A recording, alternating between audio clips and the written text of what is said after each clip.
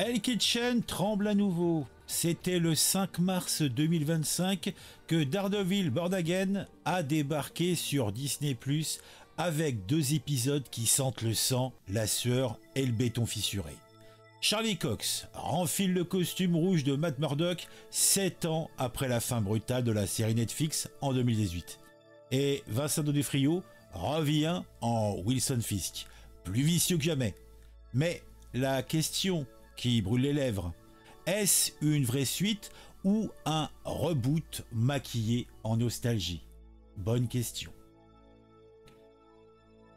Entre un fisc qui vise la mairie de New York, un tueur en série qui peint avec des cadavres et un justicier aveugle qui sort de sa tanière, cette série promet de cogner dur.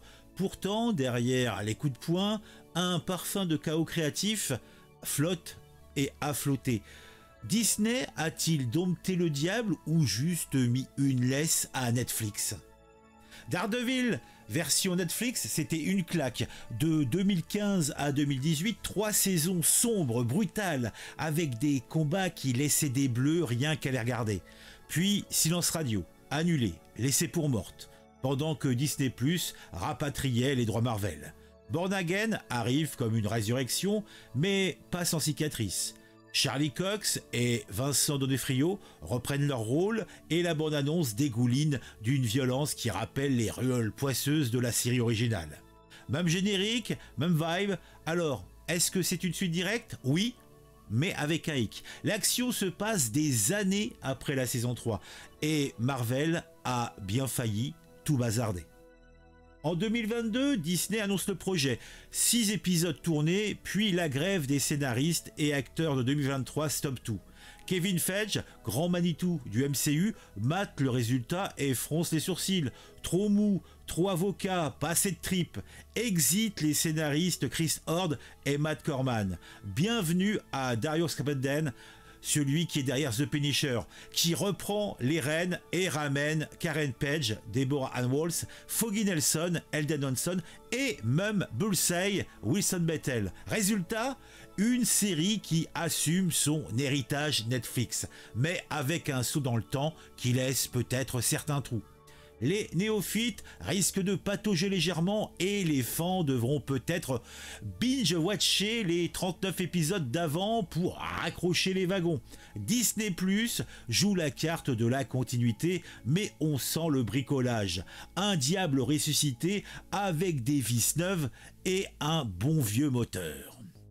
Ah, revenons maintenant à l'histoire. Oubliez les gentils duels d'antan. Dans Born Again, Wilson Fisk troque son empire criminel pour une cravate et une campagne électorale.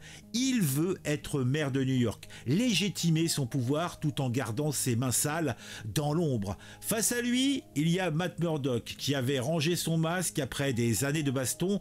Il va remettre les gants, ou plutôt les cornes. Mais un nouveau joueur entre dans l'arène, Muse, un tueur en série, Hunter Dohan, qui transforme ses victimes en fresques morbides, du sang comme peinture, des corps comme toile. Ça sent le cauchemar, Artie très très chaud, et on va grincer des dents, et les abonnés de Disney+ vont frémir dans leur plaid, puisqu'ils sont plus habitués aux blagues à la Deadpool.